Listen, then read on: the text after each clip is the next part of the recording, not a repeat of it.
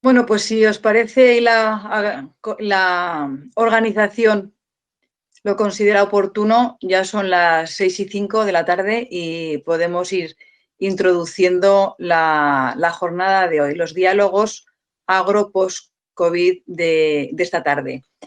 Buenas tardes a todos y bienvenidos a esta nueva edición de los diálogos agro-post-COVID organizados por el Grupo de Cooperación Aquis Local Manubles, que desde hace 4 años trabaja en el valle que lleva su mismo nombre, y organizados también por la Fundación para la Agricultura del Conocimiento, que es una fundación vinculada con el Colegio de Ingenieros Agrónomos de Aragón, Navarra y País Vasco.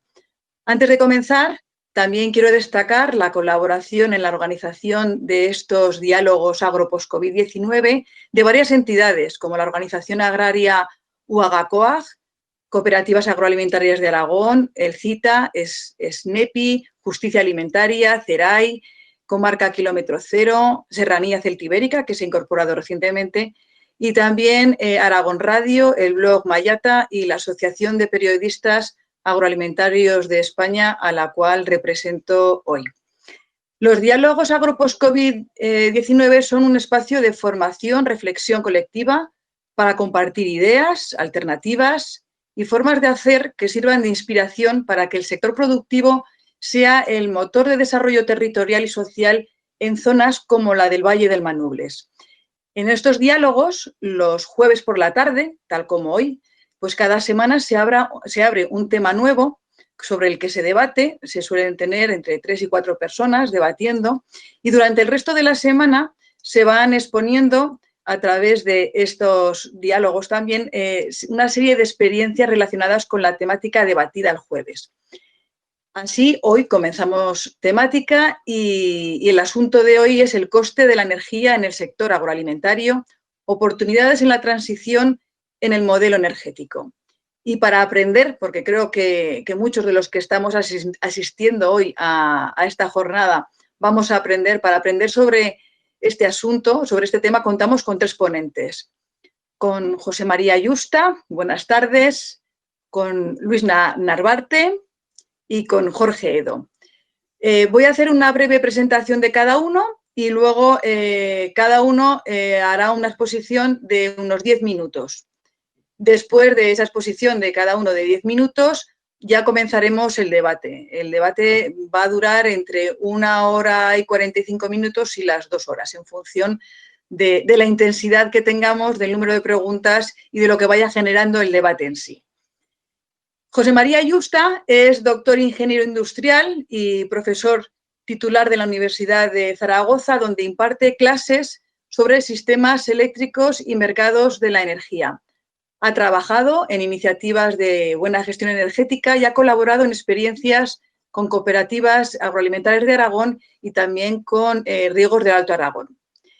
Luis Narvarte, buenas tardes. Luis es investigador del Observatorio de I+D+I de la Universidad Politécnica de Madrid en el grupo de sistemas fotovoltaicos. Ha colaborado en unos 15 proyectos europeos de investigación y es coordinador del proyecto Maslowatten, un sistema de riego fotovoltaico de alta potencia para aplicaciones agrícolas que puede suponer un coste energético entre el 60 y el 80%. Creo que después nos lo tendrás que explicar, Luis, porque ya parece bastante interesante. Jorge Edo es ingeniero de caminos, es presidente del Parque Solar Egea, una planta de 30 hectáreas creada en Egea de los Caballeros, en Aragón, en el año 2008. Pertenece a la plataforma por un nuevo modelo energético y también es vocal en Aragón de la Asociación Nacional de Productores de Energía Fotovoltaica Ampier. Así que, bueno, hechas ya las presentaciones de los 3 participantes de los diálogos de hoy, empezamos con José María Yusta, porque cuando ayer preparábamos la jornada de hoy, pues nos anunciaba que él quería hacer una breve reflexión sobre los costes energéticos en el sector agrario y que bien podían servir de una introducción al tema de debate de hoy. Así que, José María, te cedo la palabra y adelante, cuando quieras.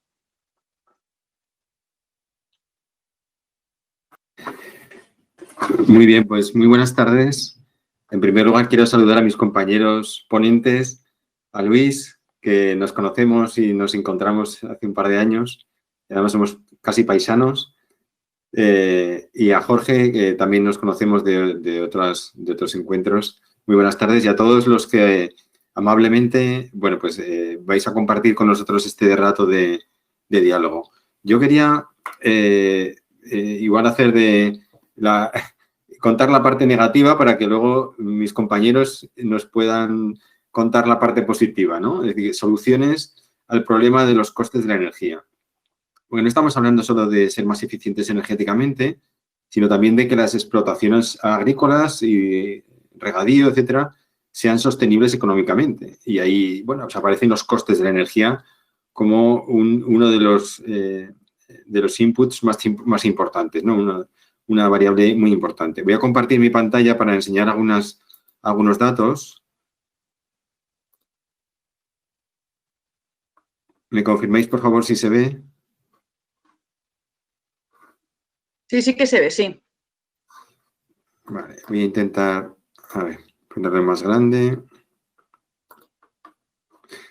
Bueno, pues quería hacer una muy breve presentación de la problemática de los costes del sector agroalimentario, ¿no? Entonces, ver un poco cuál ha sido la evolución de los precios del mercado, el problema del aumento de los costes energéticos y la pérdida de competitividad de las explotaciones y, bueno, cuáles pueden ser iniciativas para reducir ese coste energético, entre otras de las que hablaremos más tarde, como utilizar también el potencial de las energías renovables. Hasta el año 2008, el sector contaba con unas tarifas protegidas, no solamente para consumidores de baja tensión, sino especialmente para el riego agrícola. Entonces, el riego agrícola tenía unas tarifas de suministro de energía eléctrica muy baratas. Un término de potencia, bueno, pues prácticamente muy pequeño comparado con el que tenemos ahora, y un término de energía que también estaba fuertemente bonificado. Eso conducía a precios de la energía pues relativamente económicos. Desde el año 2008 desaparecen las tarifas eléctricas y pasamos a un escenario donde los consumidores nos enfrentamos a un escenario nuevo, desconocido, que es el del mercado de la electricidad. Es decir, tenemos que buscar un suministrador, un comercializador, al que le compramos nuestra energía eléctrica. Y esos comercializadores, a su vez, que son intermediarios, compran la energía en un mercado donde acuden los generadores a vender la electricidad. Excepto que fuéramos consumidores domésticos, consumidores pequeños de menos de 10 kilovatios de potencia, que podemos optar por la tarifa regulada, que se llama PVPC, es una tarifa horaria. El resto de los consumidores tenemos que buscar nuestro contrato de electricidad en el mercado libre. Y eso, pues, complica bastante porque hay que comprender cómo funciona ese mercado donde el precio sube y baja y hay muchas fórmulas diferentes y muchas empresas diferentes con las que podemos contratar el suministro. Además, como vemos aquí gráficamente, el precio de la energía, pues, no ha dejado de subir. Desde el año 2005, que muestro en esta gráfica del último boletín disponible de la Comisión Nacional de los Mercados, aquí se representa para consumidores de alta tensión, pero también para baja tensión es lo mismo. El precio de la energía ha ido oscilando, el coste medio para los consumidores ha ido oscilando, pero en todo caso subiendo notablemente desde los precios que teníamos anteriormente al año 2008-2007, ¿no?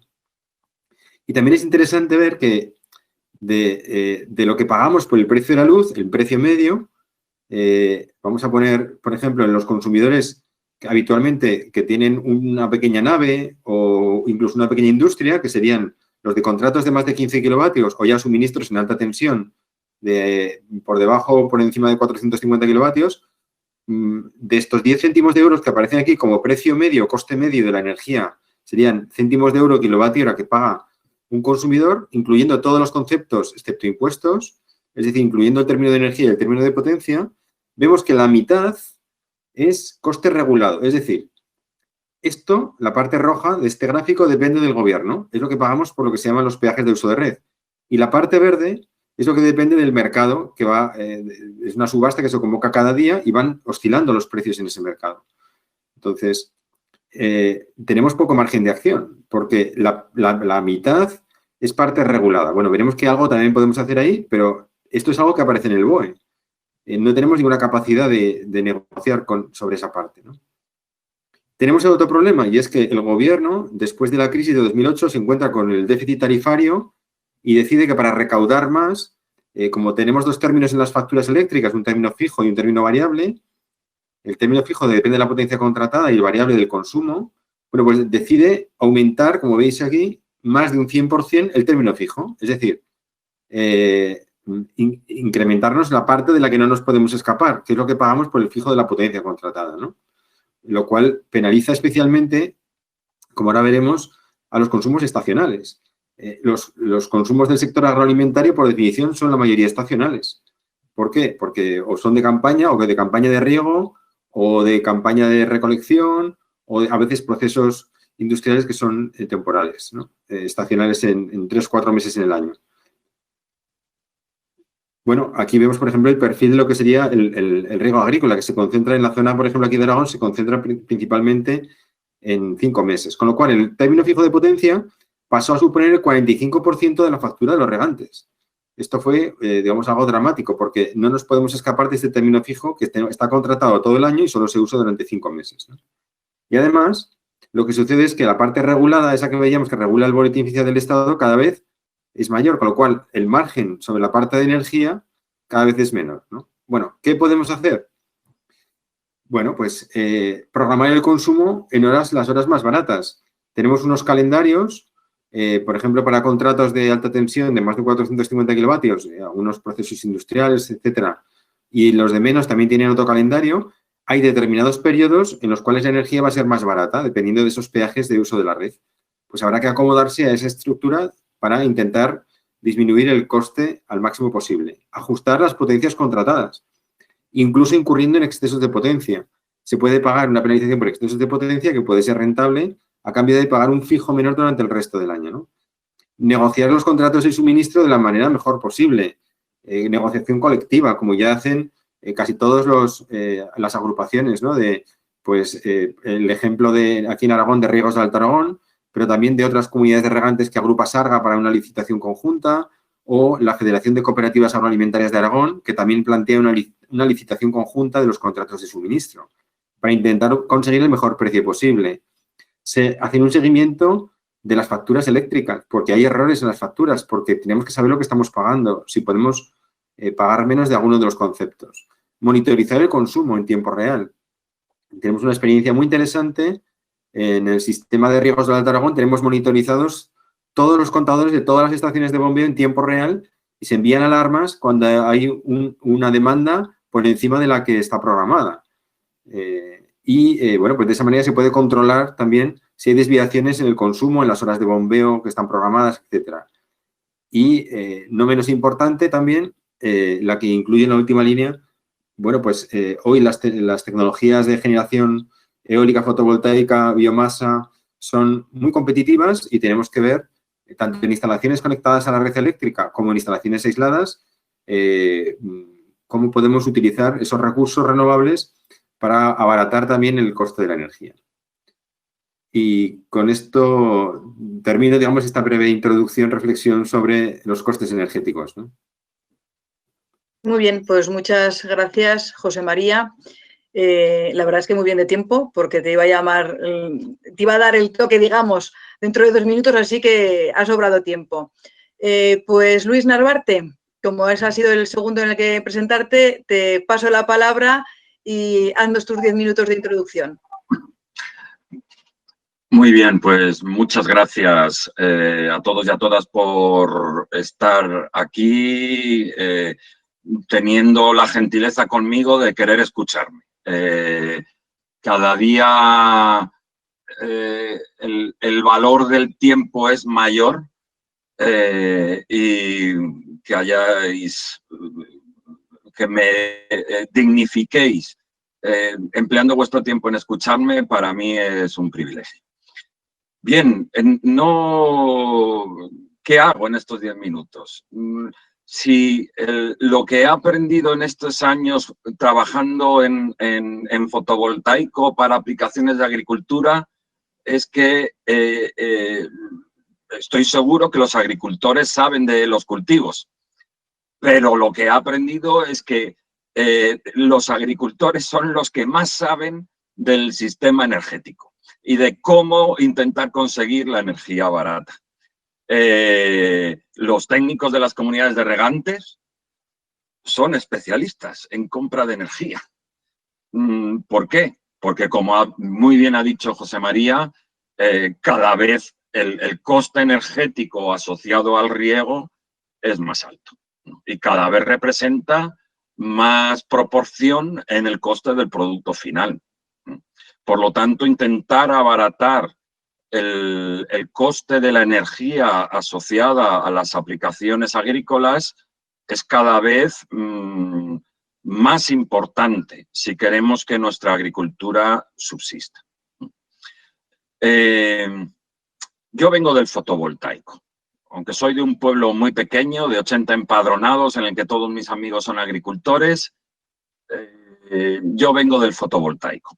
Y lo que puedo decir del fotovoltaico es que lleva ya 4 años a nivel mundial siendo la fuente de energía que más se ha instalado en el mundo por encima de cualquier otra, y que hoy por hoy es la fuente de energía más barata. Las últimas subastas, por ejemplo, una última que ha habido en Portugal, está por debajo de los 2 céntimos de dólar el kilovatio hora, que es mucho más bajo que cualquier precio de generación con cualquier otra fuente de energía. Bien, si tuviera que presentarme en relación a este tema, pues yo soy el director del Grupo de Sistemas Fotovoltaicos del Instituto de Energía Solar de la Universidad Politécnica de Madrid, y en ese contexto nosotros hemos coordinado y estamos coordinando 2 proyectos europeos del Horizon 2020 relacionados con el riego fotovoltaico. De 2015 a 2018 coordiné el proyecto Maslow Water, en el que Europa confió en nosotros para desarrollar las soluciones que permitieran extender la potencia de los sistemas de bombeo fotovoltaico. Estaba limitada la tecnología a 30 kilovatios en la práctica. Y nosotros desarrollamos las soluciones para que no tuvieran límite en potencia. Por daros una idea, algunos de los que estáis ahí sois conocedores que ya en ciertas comunidades de regantes estamos haciendo riegos fotovoltaicos de 1,5 megavatios. Es decir, no tenemos límites, podemos hacer lo mismo que puede hacer cualquier otra fuente de potencia. Pero para lo que quería Europa ya no financia ninguna investigación que sea por la pura investigación, sino para introducir en el mercado y que impacte en los ciudadanos europeos. Entonces, ese fue el objetivo de Maslow Water. Hicimos 5 demostradores en infraestructuras de comunidades de regantes, de cooperativas, de agroindustrias, incluso de agricultores individuales. Y allí demostramos no solo la fiabilidad técnica, que había que demostrarla, porque las soluciones que nosotros hemos desarrollado consisten en que sin baterías resolvamos el problema de las intermitencias de potencia de los sistemas solares. Me vais a entender, pasa una nube. Si pasa una nube por encima del generador fotovoltaico, la potencia que produce cae bruscamente. Y si cae bruscamente y se desestabiliza el variador de frecuencia, se producen 2 cosas que atentan contra la fiabilidad del sistema. Golpes de ariete, que reducen la vida de la parte hidráulica, y sobretensiones que reducen la vida del motor de la bomba y de la etapa de salida del variador de frecuencia. Bueno, pues desarrollamos las soluciones que permitían resolver esto sin necesidad de baterías. ¿Y por qué sin baterías? Porque todavía son muy caras y porque todavía son poco fiables. Y por lo tanto, si queríamos que además de fiable técnicamente fueran viables económicamente, teníamos que eliminar ese componente de la ecuación. Bien, con eso, en los 5 demostradores que hicimos en España, Portugal, Marruecos, Italia, demostramos que en bombeo a balsa ahorrábamos en el coste del kilovatio hora cerca del 80%. Y en los bombeos directos a presión constante contra la red de riego, entre el 60 y el 70% del coste del kilovatio hora. termino diciendo que el principal cambio para los agricultores es que, a diferencia de cuando me conecto a la red, que la inversión inicial es baja, en cambio los costes recurrentes son muy altos, la factura eléctrica es muy alta, en el fotovoltaico invertimos esto. Mientras que los costes recurrentes son muy baratos, tenemos que afrontar la inversión inicial, la inversión en el sistema fotovoltaico al principio. Por lo tanto, hacen falta herramientas de financiación. Ahora estamos coordinando otro proyecto europeo que se llama Solacqua para introducir sistemas de financiación para riegos fotovoltaicos. Un sistema de financiación novedoso en el que Europa está muy interesada que lo introduzcamos en los países europeos, que permite que impactamos directamente sobre dos colectivos que son muy importantes en lo que nos trae aquí esta tarde. Primero, que los agricultores no tengan que hacer la inversión inicial y que vean la reducción del coste del kilovatio hora desde el minuto 1. Dos, que las pymes, las pequeñas empresas instaladoras en las que confían los regantes, en las que están cerca de los regantes, que son locales, tengan acceso a financiación voluminosa y barata, igual que lo tienen las grandes empresas. Por lo tanto, impactamos sobre los agricultores y sobre las pymes. Y tengo que recordar, bueno, con esta crisis se ha visto la importancia de los agricultores y que las pymes representan cerca del 80% del empleo de este país, ¿no? Bien, me gustaría terminar esta reflexión, si tengo un minuto, Elisa, diciendo que se nos llena la boca con la de la transición energética. Como si eso fuera una cosa... Mirad, os doy una buena noticia. Sin elegirlo, los asistentes a esta charla y el resto de nuestros convivientes en la Tierra asistimos a un evento que uno no elige, pero que es una gozada que podamos ser testigos de ello. La humanidad, cada cierto periodo de tiempo, transita de un modelo energético a otro. No por elección, no por bonomía, no por... sino por... Una vez que agotamos el recurso anterior, nos vemos obligados a transitar a otro sistema nuevo, a otra fuente de energía distinta, que aunque antes ya disponíamos de las tecnologías, no las utilizamos en plan masivo hasta que no agotamos lo anterior. Encima, en nuestra época, esto se junta con una conciencia de los problemas del cambio climático, así que esa transición energética es imparable. Y tenemos la suerte de ser testigos de ello, pero también la responsabilidad de ser actores en ello. Siempre que esto ha ocurrido en la humanidad, ha venido asociado a una transición también en el modelo de civilización. Si luego tengo tiempo, podré dar razones de esto que acabo de decir. Muchas gracias. Muchas gracias, Luis. Pues sí, luego nos adelantas un poco de esa transición al modelo de civilización. Pues en esa transición energética hace tiempo que ya comenzó Jorge Edo con su experiencia ya hace más de 10 años. Así que, Jorge, cuando quieras, te paso la palabra y nos cuentas tu experiencia. Adelante. Muchas gracias. En primer lugar, muchas gracias a todos los organizadores que, como ya los ha nombrado Elisa, y también saludo a mis compañeros de debate, Luis y José María. También le doy las gracias a todos los que se han conectado esta misma tarde y los que nos vean en un futuro. Voy a explicar un poco la plataforma por un nuevo modelo energético, por qué nació y cuándo nació. Durante las últimas décadas, en el tema de la energía y hablando, coordinando un poco con lo que ha dicho Luis, pues en el caso de los combustibles fósiles, de donde sacamos casi toda la energía, fue subiendo de precio. Es decir, el carbón, el petróleo, todo iba subiendo de precio porque era uno de los consumibles para hacer esta energía y además era cada vez más sucia y más peligrosa, como en el caso de la nuclear. En cambio, las energías renovables a lo largo de las últimas décadas han ido bajando de precio. Ha habido un aprendizaje, al principio eran caras, luego fueron poniéndose y al final pues han encajado, como él ha dicho, en unos precios competitivos. Hoy en día ya no es que no sea deseable un modelo limpio, porque sea a lo mejor caro, sino que no nos podemos permitir ya el despilfarro y la contaminación de las fuentes fósiles.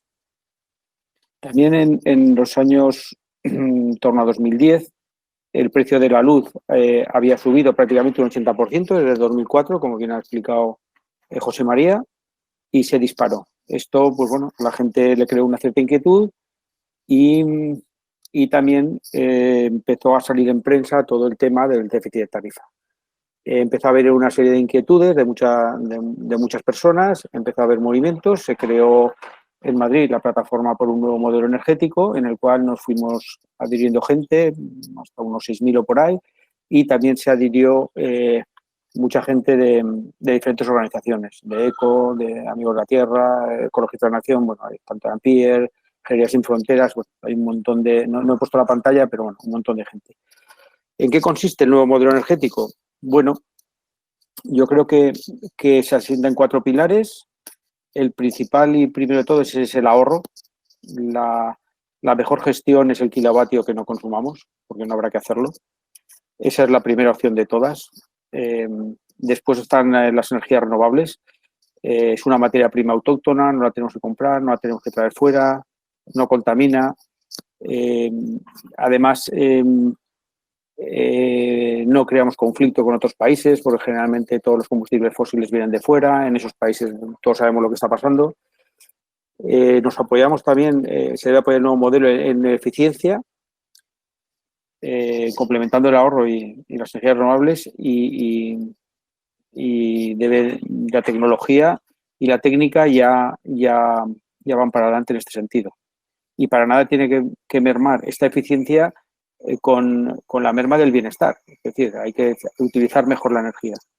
Y por último, el último pilar es la soberanía. Es decir, las energías renovables hacen una distribución mucho más descentralizada, mucho más cerca de donde la producimos y le da soberanía a las diferentes personas. Los últimos normas que están saliendo de la Unión Europea van en este sentido, en el que potenciar el autoconsumo, las comunidades energéticas, que la gente esté educada en el tema energético, información y sobre todo que tenga independencia. ¿Por qué es necesario cambiar nuestro modelo? Pues entendemos que es una necesidad, una urgencia y una oportunidad. Para ello, el nuevo paradigma medioambiental no se puede esperar más. El cambio climático lo tenemos aquí y hay que actuar para que no siga destrozando el planeta. También, ¿por qué había que cambiar? Por los desequilibrios macroeconómicos que había. Como he dicho antes, hay un déficit de la balanza de pagos del país, estamos comprando combustible fuera. Había, en el 2010, cuando se creó el modelo, pues había un déficit de público galopante y teníamos el déficit de tarifa. Famoso que al final los consumidores acababan no pagando el coste de esta energía. Bueno, coste, o ya hablaremos luego de qué coste dicen que tienen las compañías para producir esta energía. Creemos que con el nuevo modelo habrá actividad económica, habrá empleo, porque hay que hacer nuevas plantas, hay que hacer... fuimos pioneros en el 2008 en España, incluso de producir materiales, y ahora pues nos hemos quedado un poco atrás, a ver si este nuevo impulso podemos subirnos otra vez al carro. Y luego nos da independencia y seguridad de suministro. Al final, energías renovables, tenemos el viento, el sol, lo tenemos todo aquí, tenemos los ríos, tenemos las olas, podemos producirlo nosotros. Nos da una soberanía global y mucho más justas. Y sobre todo podemos empoderar el tema y a la gente en el tema local y personal. ¿Por qué es posible esta transición hacia un nuevo modelo energético? Las razones anteriores ya lo justificarían, pero las tecnologías ya lo hacen posible hoy en día. y cada vez más. Vemos que la progresión, como ha dicho Luis, es imparable, es decir, esto no para de evolucionar.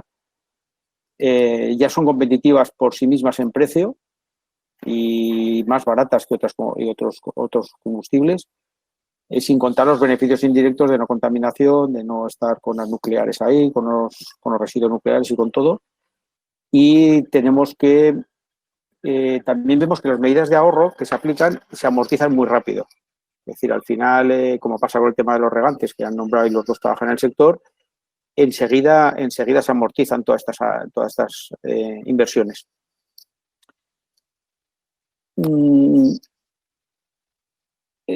Como digo, tiene sentido el ir hacia el nuevo modelo energético porque económicamente en sí mismo es más barato ya, no hay que esperar a cambiar.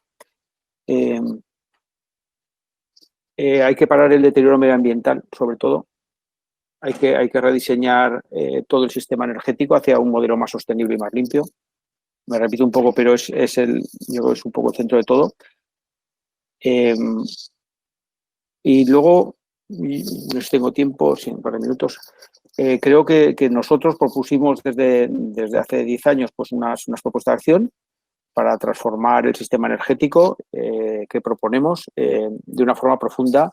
Es preciso una acción de gobierno. Es decir, por más que intentemos, ya vemos lo que ha ocurrido otras veces con el autoconsumo. Sabemos, pues en algunos gobiernos de este país de hace un tiempo, pues pararon totalmente el autoconsumo, le pusieron el impuesto al sol. Bueno, yo creo que todos que estamos ahora sabéis de qué hablo para no extenderme. Entonces hay que hacer una reforma de este sector eléctrico. Actualmente solamente el 37% de la energía que consumimos es eléctrica. Entendemos que tenemos que ir hacia electrificar más toda la economía. Todo el transporte, tiene que entrar más. Solamente el transporte solo tenemos el 2% ferroviario, tendría que subir más y ese ferroviario además tendría que ser un transporte que se alimentara del sistema eléctrico, no de combustibles fósiles. Se pueden implementar muchas medidas para cambiar, para implementar este modelo energético. Luego yo creo que podremos extendernos más y poco más. El decir que, por último, que el que había preparado un poco todo este y que nos habéis llamado es por un tema que hemos sacado hace un par de semanas de la agrovoltaica, que espero poder hablar luego en el debate. Lo había preparado Álvaro Llaneza de Madrid, pero no ha podido asistir hoy. Como yo soy de por aquí de la tierra, yo soy nacido en Vijuesca y estuve viviendo ahí 4 años, los primeros 4 años de mi vida. Soy del territorio y me han dicho, bueno, que lo explicara yo.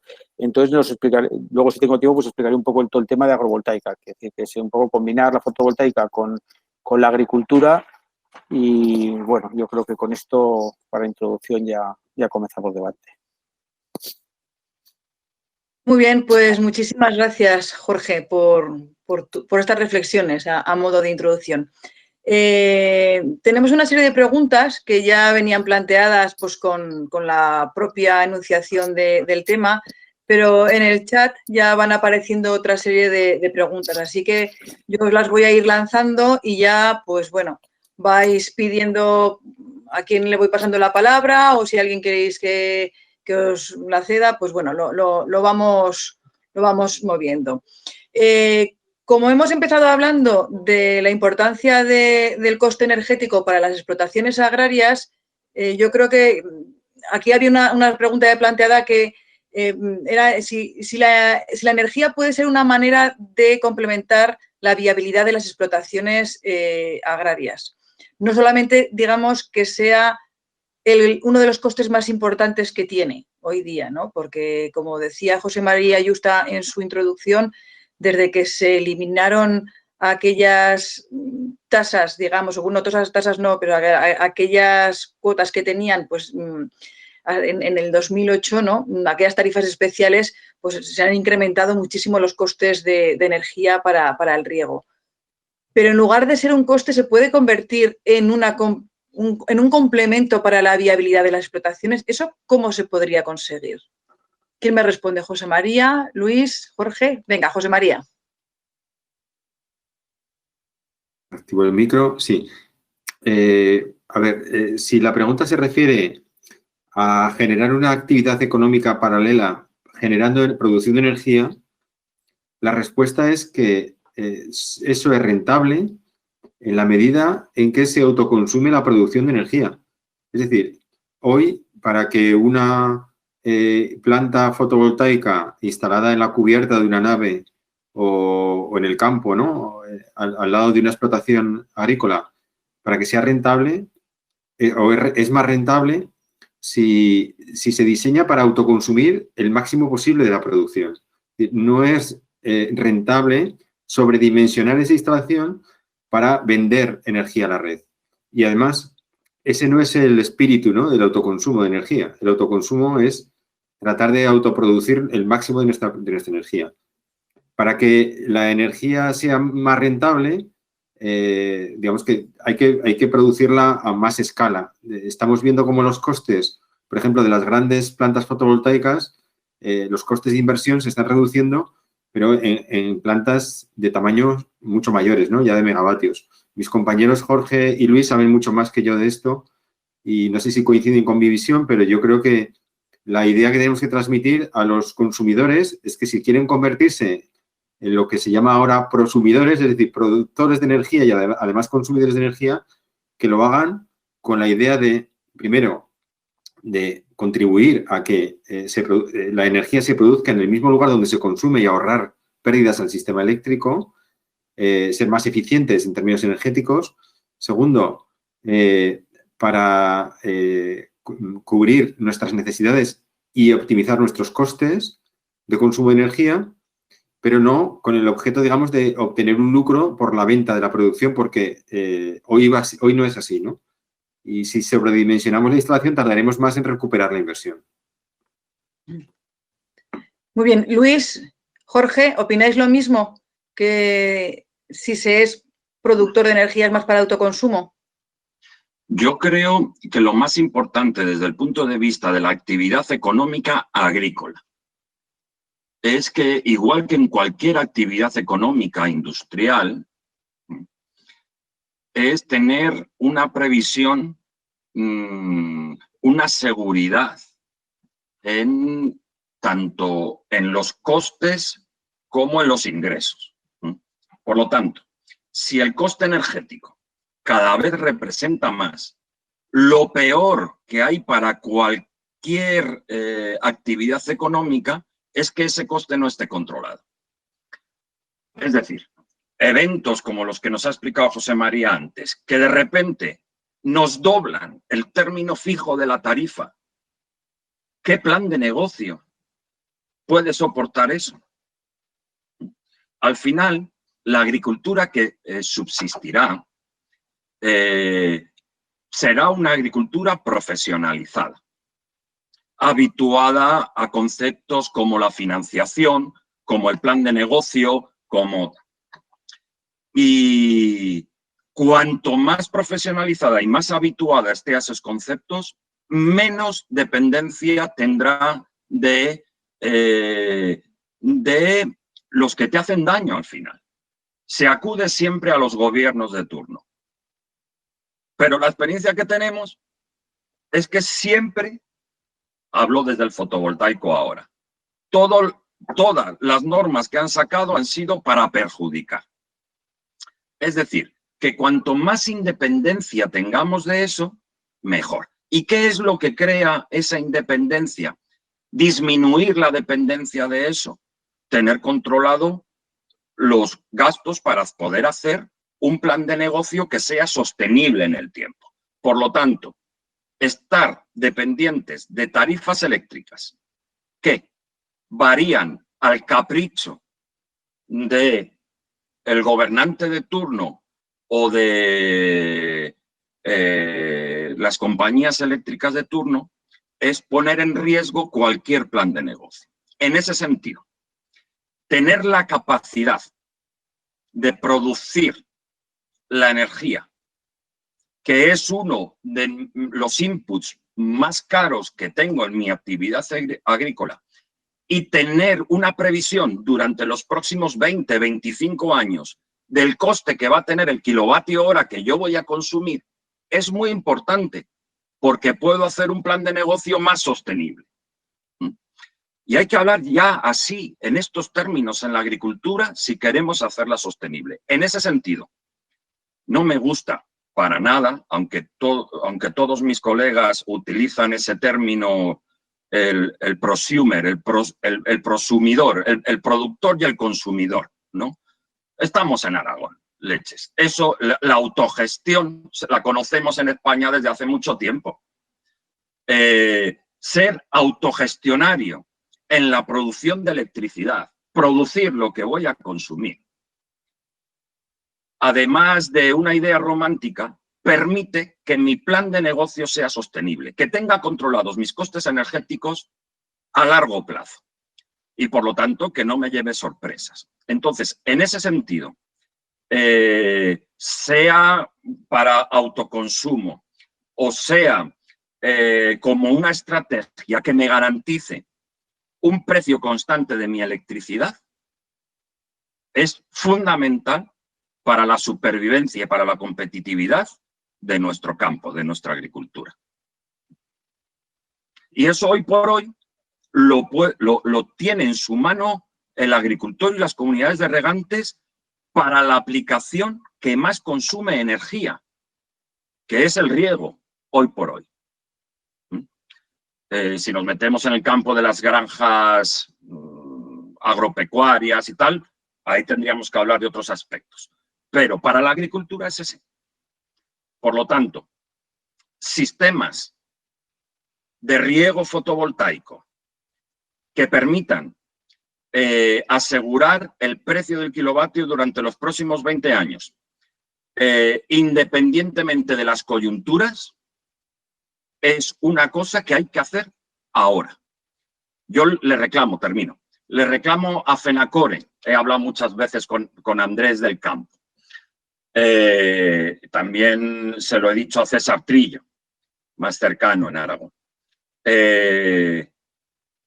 Leches, no hacéis más que proponer iniciativas que no dependen de vosotros. Son que el gobierno baje el IVA, que el gobierno ponga tarifa de temporada, que el gobierno no sé qué. Pero si tenéis en vuestras manos las medidas que solo dependen de vosotros, poner riegos fotovoltaicos hoy para reducir el coste energético de la producción agraria está en la mano de los agricultores y lo pueden hacer hoy ya. Yo, estando de acuerdo con Luis y con José María que lo está diciendo, creo que el futuro que se nos abre tenemos que intentar, en algún caso no queda otro remedio, pero ser menos individualistas, como ha sido el agricultor hasta ahora, creo yo. Que muchas veces yo me lo como, yo me lo guiso, yo me lo monto, tal. En una granja aislada, tal, pues está muy bien poner una fotovoltaica, pero creo que el mundo que nos viene ahora, la regulación que nos viene de Europa con las comunidades ciudadanas de energía, es un futuro para el medio rural muy, muy importante. Es decir, al final, el montar una pequeña planta de 2, 3, 4, 5 megavatios cerca de un pueblo en el cual pueda dar servicio a la cooperativa, al ayuntamiento, a la energía de los ciudadanos, a la granja y tal, ahí es donde hay que luchar ahora para que no lo capen, como decimos en Aragón, y que no lo pongan a 500 metros y una serie de regulaciones que tenemos que variar. Pero yo creo que ahí hay que juntarse. En el medio rural queda muy poca gente. Si siguen aislados no van a hacer nada. Creo que en ese sentido hay que empezar a trabajar con las nuevas armas que nos va a dar el sistema, que son las comunidades energéticas. Y en el caso que me decías antes, pues yo creo que no es todo arreoso. Es decir, yo creo que hay puntos intermedios. Nosotros, por ejemplo, como he comentado antes, está el tema de la agrovoltaica, que es un tema que es poner placas encima de los cultivos. Esto no es viable en Aragón para plantar ahí debajo maíz y tal, pero bueno, en algunos sitios sí que empieza a ser, hay experiencias, hay estudios en Francia, en Estados Unidos y en otros lados, que según qué plantas, según qué climas, pues esto no es para hacerlo masivo, pero que sí que se podría hacer. Y ahí habría un complemento entre tener energía y mejorar en algunas zonas algo de cultivo. Esto ya digo que no es para grandes superficies ni nada, pero vamos, yo creo que a futuro hay que entrar con los nuevos modelos que van a salir para poder trabajar en la energía entre varios. Gracias, Jorge. Pues mira, ya que estabas hablando tú, una pregunta también que abro a los demás participantes, pero que empezamos por ti. ¿Qué es necesario para crear una comunidad energética? ¿Se pueden unir en un pueblo, pues en un valle de vecinos, varios ayuntamientos? ¿Se puede compartir incluso el uso en el sector primario? Lo que me comentabas tú, ¿no? Que había que unirse incluso también en la producción y en el consumo de energías. Bueno, ¿qué es necesario para una comunidad energética y quién la puede conformar, Jorge? La comunidad energética, ahora, tal y como viene toda la regulación que la están transponiendo a España, pues al final pueden entrar una serie de consumidores que van a tener la energía. Una serie de individuos que quieran consumir energía. Uno que tenga una planta que la pueda meter a esa comunidad, que fabrique la energía, digamos, y la introduzca. Pueden hacer distribución, pueden hacer, o sea, hay un montón digamos, de figuras que pueden trabajar dentro de la comunidad energética. Entonces, esto hasta ahora era casi inviable y ahora se puede hacer. Incluso se puede mezclar diferentes tipos de energía. Es decir, en algún caso, ahora mismo está limitado pues a 500 metros. Por ejemplo, una ciudad se puede juntar uno, es una comunidad energética, pero tiene que estar a 500 metros del transformador. Esto, en teoría, probablemente variará y ahí sí que pueden entrar diferentes actores de redistribución, generación de energía o consumidores de energía.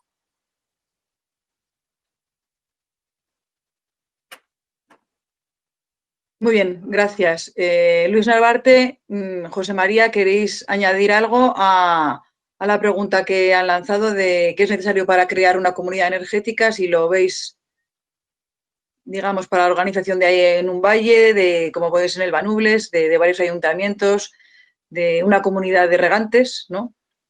José María. Pues lo que falta es desarrollo legal. Es que en las directivas europeas ya está la figura de la comunidad de energía. Pero es que en la legislación española no está desarrollado qué obligaciones, qué derechos, qué tipos de comunidades, porque lo que plantean las directivas, la directiva europea es que se puedan crear comunidades donde los participantes pueden ser consumidores de energía, pero también pueden ser productores, pero pueden participar también en la distribución de su energía, como decía Jorge. Para todo eso hace falta legislación.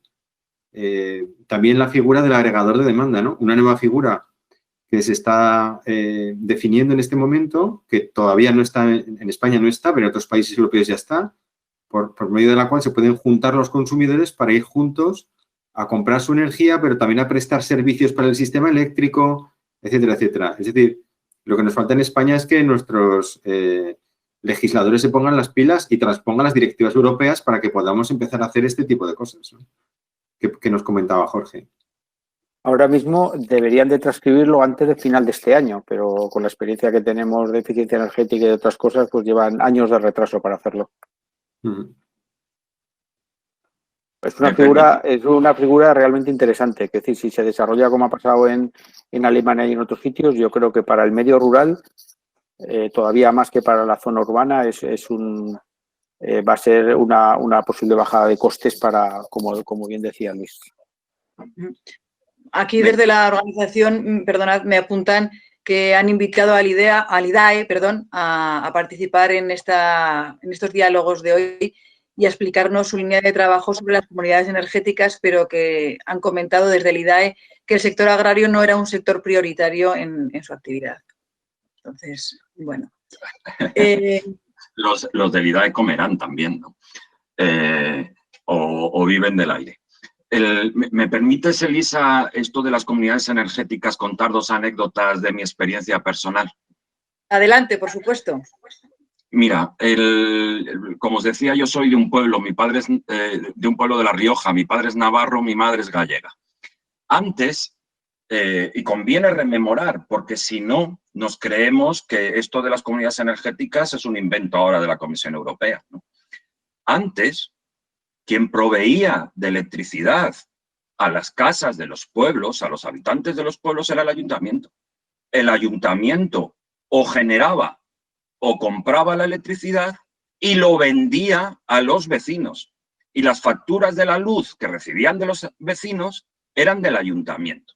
Esto, el último pueblo que quedó en España haciendo esto es un pueblo cerca del de mi madre, en Orense, Allariz, que ya tuvo que dejarlo. Pero Allariz, en los últimos coletazos, hasta puso un molino eólico para producirse su electricidad y venderla a los vecinos. No es un invento que nos venga ahora de los alemanes. Tenemos que aprender de nuestra historia. Y ahora, si no transponen esa directiva, ¿qué pasa? No lo vamos a hacer. Yo organicé a mi pueblo de 80 habitantes para poner lo llamé fanega solar fotovoltaica, de 600 kilovatios, la más grande que se había hecho en La Rioja cuando yo lo hice, que pertenece a los 80 habitantes. Y cada uno produce su electricidad. Cuando la pusimos, si alguno quiere saber la historia de esto, nos dieron un premio y me dijeron, describe el proyecto para el premio. Lo llamé Elogio de las Moscas. Lo encontráis en internet. Mira que he hecho publicaciones en mi vida de investigación y tal. Creo que la más leída es esa. ¿Y por qué lo llamé Elogio de las Moscas? Porque cuando yo planteé aquello, el jefe de servicio de industria le sonaba muy raro, ¿no? Y entonces me decía, no quería que lo hiciera. Bueno, total, tuve que llamar al consejero, el consejero me dice, yo no tengo ni idea, estaba en turismo hace nada, entonces te paso con mi jefe de servicio. Digo, pues eso es lo que yo quería, que no quería ponerse al teléfono. Y hablando con él, ya está jubilado el hombre, estábamos discutiendo, él me quería poner un transformador por cada 5 kilovatios que ponía, que lo hacía inviable. Y entonces ya se sincera y me dice, Luis, pero ¿no ves que lo que estás haciendo allí en Otxanduri no es ni un molino eólico? Digo, ya, José Luis, pero ni tú ni yo podemos tener un molino eólico de gran potencia. En cambio, cada uno de mis vecinos sí que puede tener allí unas placas para producirse su electricidad. Me contestó, Luis, ya sabes el refrán que hay en nuestra tierra. Más vale cagada de buey que 200 cagadas de mosca. Por eso yo titulé a mi texto Elogio de las Moscas. Porque aquello fue el intento de unas moscas de producirse su electricidad. No necesité cobertura legal. No necesité marco de comunidades energéticas. Hay que buscar los huecos para hacerlo. Estoy de acuerdo con mis compañeros en que si existe el marco, pues mucho mejor, facilita las cosas, ¿no? Pero si no hay marco, pues se hace, se busca que el Valle del Manuble tiene interés en aumentar su potencialidad de sobrevivir, de siendo un valle vivo. Mediante la producción de su energía, pues buscamos la manera de hacerlo. No hay que esperar a que nos transpongan la ley. No hay que hacerlo. Ya tenemos comunidades muy potentes en España, como son las comunidades de regantes. Tenemos la posibilidad de hacer asociaciones. Entonces, vamos a hacerlo. Si encima luego el gobierno nos lo facilita, perfecto. Pero yo soy de la tendencia a pensar que es mejor no depender de eso. Que tenemos las herramientas para hacerlo, sin necesidad de esperar a eso. Jorge, ¿qué piensas como vocal de Ampier de la propuesta que dice Luis? De que hay que usar los huecos, ¿no?, que podemos encontrar en la ley. Hasta ahora por ahí hemos ido, por ahí hemos ido. Se ha ido haciendo todo al límite que se podía. De hecho, bueno, te voy a contar también la anécdota. Es decir, nosotros fuimos pioneros como él en la época aquella en fotovoltaica y lo que hicimos fue entrar en un mercado regulado donde había 6-7 compañías eléctricas, 3 de ellas muy potentes, y aparecimos 62.000 familias. Aparte de las que preparó Luis, nosotros estamos 94 familias en Ejea de los Caballeros, y eso les hizo mucho daño. Y eso pues ocasionó que la legislación se nos volviera en contra, tuvimos recortes de retribución, ellos tuvieron esos mismos recortes por la venta de su energía, pero luego lo cargaban en la factura de otra manera, cosa que nosotros no podíamos. Y bueno, pues al final vamos sobreviviendo como podemos.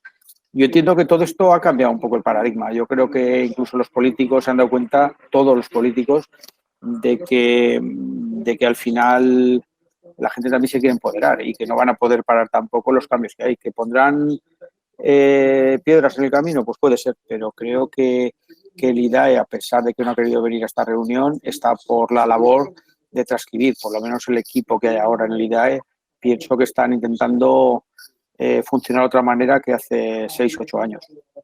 Y yo creo que sí, que hay que intentar las cosas. De hecho, hay pueblos, como dice él, que se lo van saltando. Es decir, sigue habiendo distribuidoras, en Crevillente, en otros lados, están intentando hacer cosas, pues aunque sea al límite de la legalidad, y habrá que hacerlo. Yo, de hecho, como dice él, cuando hace 55 años, cuando vivía en Vijuesca, la electricidad venía de allí, a 1 kilómetro, en el salto que había en el río, en la central, que estaba el señor Luis y la señora Elvira, y bueno, cuando no utilizaban en la fábrica, pues por la tarde venía al pueblo. No sé si la pagamos al ayuntamiento o no. Esa parte ya no la sé cómo iba o si la cobraba alguno, pero vamos, la central estaba allí porque había una fábrica cerca y cuando no la manejaban ellos venía al pueblo. Cambiamos un poco de tercio porque me están pasando varias preguntas. Para Luis también. Has comentado que una de las limitaciones en el desarrollo de uno de los proyectos que llevabas es el desarrollo de las baterías. ¿Se entiende que eso, que era un limitante? ¿Qué se prevé al respecto? ¿Se puede hacer algo para que esas baterías no sean un limitante?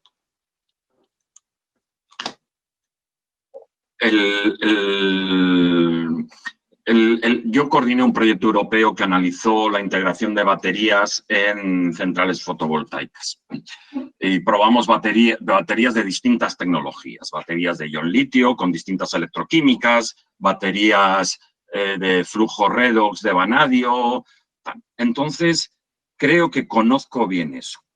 Y conozco también lo que hay que poner en tela de juicio, los informes sobre el coste de baterías. Por aquel entonces, por ejemplo, se decía que una batería de ion litio costaba 500 euros el kilovatio hora. Yo fui a comprarla en el contexto del proyecto europeo y la compré, pero a 3 veces ese precio, aunque lo que se publicaba era lo otro. Y lo mismo me pasó con las baterías de flujo redox de vanadio, pero en ese caso eran 5 veces el precio que publicaban. Es decir, no está resuelto tecnológicamente la cuestión de las baterías. El medio más barato de acumular energía es elevar agua. Los rebombeos para volver a llenar las presas, tal. Pero estamos condenados en este tránsito de la civilización de los combustibles fósiles a la civilización de un sistema electrificado, que el modo de energía que consumamos sea electricidad en su gran mayoría, estamos condenados a tener acumulación y a tener mucha interconexión entre las distintas redes. Entonces, es necesario para esa transición acumular, es decir, resolver el problema de la acumulación de electricidad, y es necesario la interconexión. España y Portugal somos una isla energética en términos de interconexión. Las conexiones que tenemos con Francia son muy, muy débiles, de muy poca potencia. Entonces, eso, por ejemplo, frena la expansión de las energías renovables en España, porque mientras que no podamos sacarlo hacia afuera, será un factor limitante. Y el de la acumulación también. Por eso en mi grupo de investigación, en este momento, lo que intentamos son desarrollar soluciones fotovoltaicas que por ahora no dependan de la acumulación de las baterías. Cuando estén listas, nos permitirán crecer más, ¿no? Pero por ahora no es así el estado del arte. Muy bien, gracias. Para José María, una pregunta que hace unos minutos que ya no habla. Has nombrado la biomasa. Sin embargo, la Estrategia Europea de Biodiversidad plantea un progresivo abandono de la biomasa. ¿Esta cuestión es viable? ¿Cómo afecta? ¿Cómo lo ves? Bueno, yo me refería antes particularmente a los costes, ¿no? A que los costes de las diferentes tecnologías se habían ido reduciendo, pero de hecho los costes de la biomasa se han reducido menos que los costes de la fotovoltaica, por ejemplo. Y hoy es muy difícil ya competir contra el coste medio producido con 1 kWh fotovoltaico o eólico, ¿no? Antes Luis daba algunas cifras de la subasta de Portugal, pero hay otros ejemplos por todo el mundo. Se está consolidando. La tecnología fotovoltaica es la tecnología clarísimamente del futuro. La eólica es la tecnología, podríamos decir, del presente, ¿no? Tiene un gran potencial todavía, tanto la eólica en tierra como la eólica en el mar. Pero, sin duda ninguna, el sol es un recurso del que disponemos en casi todas las latitudes. En mayor o menor medida, es el protagonista del futuro. Y la biomasa en ese escenario, bueno, pues no es, digamos, no va a salir tan favorecida, pues hay que quemar, ¿no? Hay que quemar un recurso, hay que utilizar un recurso que algún tipo de emisión tiene. Entonces, bueno, me refería principalmente a los costes, ¿no? Yo creo que lo que hay que hacer es, de alguna forma, con lo que decía Luis y tal, hay que gestionar la energía. Cada vez tenemos más software, tenemos más medios y creo que hay que gestionarla. En cuanto a baterías, yo creo que tenemos que cambiar también y que esas baterías sean gestionables bajo mi punto de vista. Es decir, no tener una batería para mí para esto, sino que esa batería sirva para mí o para otro en ese momento. O sea, como se dice, está muy bonito decirlo y tal, paradigma, pues el coche eléctrico, al final, si se introduce en España una cantidad importante, será un pulmón y una batería que pueda estar o bien la batería llena para utilizarlo o bien para que lo utilice otro si tú no la utilizas. Si tú sabes tus usos, tú sabes que en X horas no lo vas a utilizar, esa energía acumulada ahí puede salir por la noche para otro. Yo creo que a eso es donde se tiene que ir, a poder gestionar las redes y poder utilizar todos los recursos. Creo que es muy, muy importante. Y luego creo que tiene que haber un mix, que tiene que haber, yo creo que ahí nos ha nombrado. El hidrógeno yo creo que a futuro será otro de los modelos porque Europa va a apostar, lo que dice, y va a meter muchísimo dinero y creo que el hidrógeno renovable que se llama, sacado desde fuentes de fotovoltaica a otro, también va a ser uno de los elementos que en un futuro va a ser. No será el siguiente modelo, sino que tiene que estar combinado bajo mi punto de vista. Muy bien, pues muchas gracias, Jorge.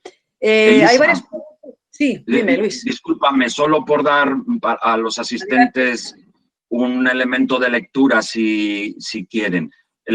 Los que más están estudiando cómo será el escenario del sistema energético basado en la electricidad son precisamente los que temen que le sustituyan, ¿no? Y están viendo cómo adaptarse, ¿no? Si queréis, hay una publicación de la petrolera Shell que se llama El escenario Sky, que ilustra qué habría que hacer en distintos escenarios, más ambiciosos, menos ambiciosos, para llegar a ese sistema eléctrico totalmente electrificado. Y en eso tienen contribución todas las fuentes de energía renovable. Es decir, ahora será menos competitiva la biomasa, pero la necesitaremos, porque del sol solo tenemos energía por el día. Es decir, necesitamos de todas. Y el punto clave ya deja de ser la eficiencia. Voy a volver a ser provocador. Los que defienden la eficiencia energética son los que quieren mantener los combustibles fósiles, porque es la reacción. Cuando hay escasez de un recurso hay que utilizarlo más eficientemente. No, por definición, cuando hacemos una transición hacia otro sistema energético, perdemos eficiencia. Eso ha sido siempre así en la historia de la humanidad. Entonces, ¿que es menos eficiente biomasa, fotovoltaica, eólica, tal, que otras fuentes de energía anteriores? Efectivamente. Pero son más abundantes, son ilimitadas. Es decir, el término que a nosotros como ingenieros nos enseñaron en la universidad de que la eficiencia es lo más importante, pues efectivamente es importante. pero estamos condenados en esta transición energética hacia menos eficiencia, que no quiere decir que sea peor, quiere decir solo que es menos eficiente. Ya está. Entonces vamos a necesitar de todas. Muy bien, muchas gracias. Bueno, una de las cuestiones que hay varias preguntas al respecto y parece que preocupan es las fórmulas de financiación a la hora de invertir en sistemas, ¿no? de energías. Os preguntan, pues bueno, ¿cuál es el que puede ser más ideal, el más recomendable que penséis vosotros, el que más se puede ajustar a las dimensiones y a la realidad del sector agrario en Aragón, del agricultor medio?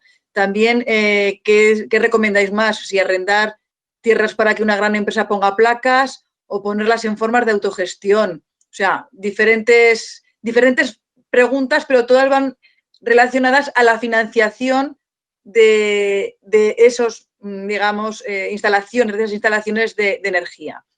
¿Qué pensáis? ¿Qué recomendaríais vosotros? ¿Quién se lanza? Luis. Yo lo tengo claro. Venga. El que estoy promoviendo yo. el que estoy promoviendo yo. Y además lo digo con la libertad de que, mira, yo para bien o para mal soy funcionario. Mi sueldo va a ser el mismo. La gente ponga placas o no las ponga. Ponga el instrumento financiero que con el apoyo de Europa estoy intentando poner en marcha o no. Es decir, no tengo un interés. Tengo el interés de que, ya que soy funcionario público, pues devolver a los que me pagan mi sueldo el impacto de mi investigación. Y entonces, lo primero que tengo que decir es que la agricultura profesionalizada se tiene que acostumbrar a el tránsito de una agricultura no profesionalizada basada en la subvención a una agricultura profesionalizada basada en mecanismos como planes de negocio, financiación. Tienen que habituarse a esos conceptos. El nuevo agricultor, el agricultor joven que se meta como medio de vida en la actividad agrícola, tendrá que familiarizarse y dominar estos conceptos que son habituales en cualquier actividad productiva e industrial. Entonces, el tema de la financiación. Mirad, en el caso de los riegos fotovoltaicos, es de lo que sé. Si tú tienes el problema ahora es cuando estás dejando de ser competitivo. Tú necesitas un mecanismo de financiación que te permita abaratar el kilovatio hora ahora. Si tú te metes en un crédito tradicional, hasta que no se amortiza el crédito, tú no ves el ahorro en el coste del kilovatio hora. Por lo tanto, hay que buscar una fórmula de financiación que permita ver el ahorro en el kilovatio hora desde el minuto 1. Y por otro lado, ¿cuál es la diferencia entre una pyme instaladora y una gran empresa que ofrece sistemas fotovoltaicos? Poned el nombre que queráis. Pues que mientras que la gran empresa puede ir donde ti y te dice, oye, yo te hago la instalación fotovoltaica y si quieres te la financio. Esa empresa local que la tengo cerca, que además es en la que confío, porque la tengo cerca, le conozco y si tengo que ir a agarrarle por el cuello porque no viene a arreglarme el sistema, sé dónde ir. Esa pequeña empresa te puede decir, oye, yo te hago el sistema fotovoltaico, pero no puede decir, si quieres te lo financio. Bien, el mecanismo financiero que bajo el proyecto Solacua estamos intentando poner en marcha atiende a estas dos cosas. Permite que el agricultor pueda hacer una inversión en un riego fotovoltaico sin tener que afrontar la inversión inicial, sino que paga en el precio del kilovatio hora por la instalación, por el mantenimiento y por los costes financieros. Es decir, es como si tuviera una factura con la compañía eléctrica, pero le viene la electricidad del fotovoltaico y la factura es más barata. Pero además permite que la pyme tenga acceso a los grandes mercados de capital, es decir, a financiación muy voluminosa y muy barata, incluso a interés negativo, es decir, que te pagan por prestarte el dinero, igual que las grandes empresas. Porque cuando una gran empresa viene a decirte a ti, oye, yo te hago el riego fotovoltaico y si quieres te lo financio, gana por dos vías.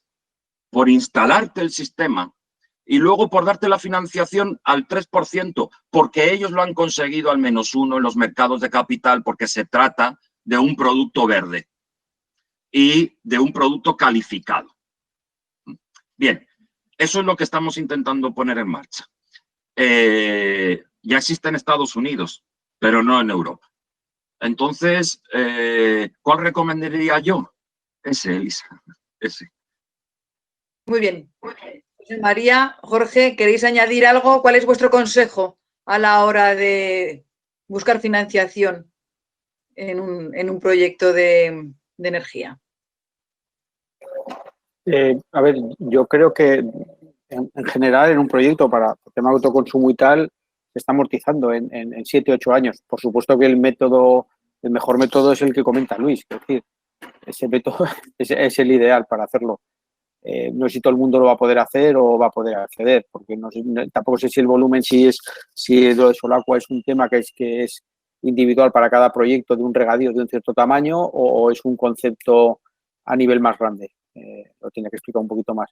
Pero vamos, yo creo que ahora mismo el autoconsumo prácticamente se amortiza en 7 u 8 años y luego no estás pagando ya la energía que estás consumiendo. Entonces, yo creo que la financiación puede ir. Luego el agricultor, a pesar de que el tema los bancos pues lo quieren todo y quieren todas las garantías, al agricultor a diferencia de otro tipo de pymes o de otro tipo de empresas, al agricultor lo tira tapado. El agricultor generalmente es propietario de tierras, en general en España, es decir, al final las tierras tienes allí, no te puedes ir, tienes allí tu medio de vida. Una empresa a lo mejor la cierra, despide a los trabajadores y te vas.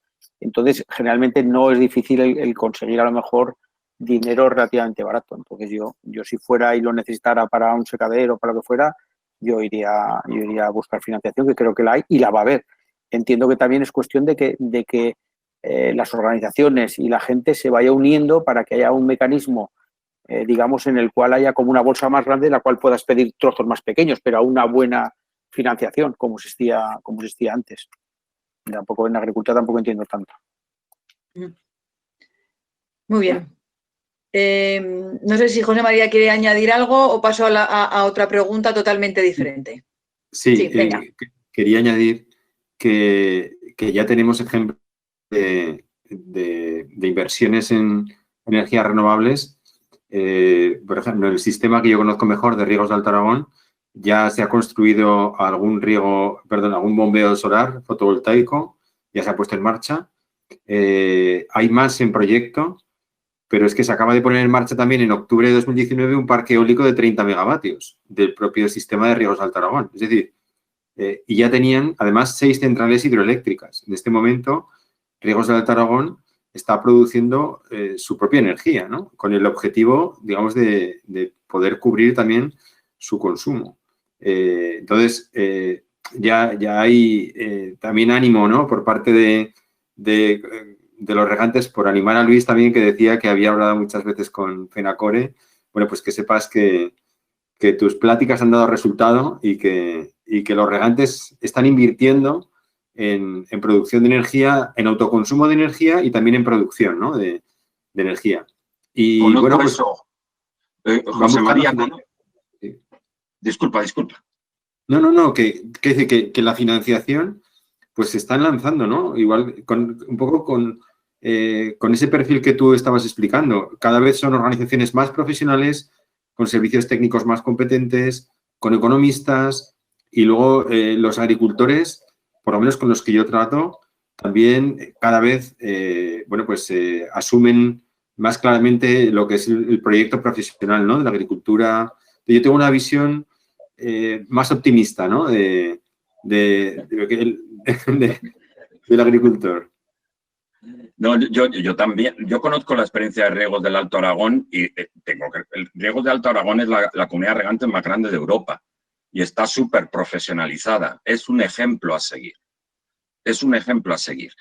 Pero me parece muy importante dar a conocer esto que tú estás comentando, José María, porque estamos en un momento en que sobre las espaldas de los agricultores se echa todo tipo de cargas. Cargas de medioambientales, que si no son respetuosos medioambientalmente, que si son esclavistas, que si son tal. ¿Pero qué me dices? Hay que mostrar esto que se está haciendo para decir, oye, que os llevamos delantera a otros sectores. Os llevamos mucha delantera a otros sectores en la cuestión medioambiental, etcétera, etcétera. Hasta ahora, de todas formas, por comentar... Bueno, no, acaba, José María. No, que solo quería añadir que no solo los grandes sistemas de riego, o que también hay en Aragón, yo conozco muchas instalaciones ya de bombeos solares fotovoltaicos aislados. Hay empresas que se han especializado muchísimo en nuestro territorio en ese tipo de sistemas. Instalaciones de cubiertas fotovoltaicas en el sector agroalimentario, en naves agrícolas, conectadas a red o aisladas de la red eléctrica, ¿no?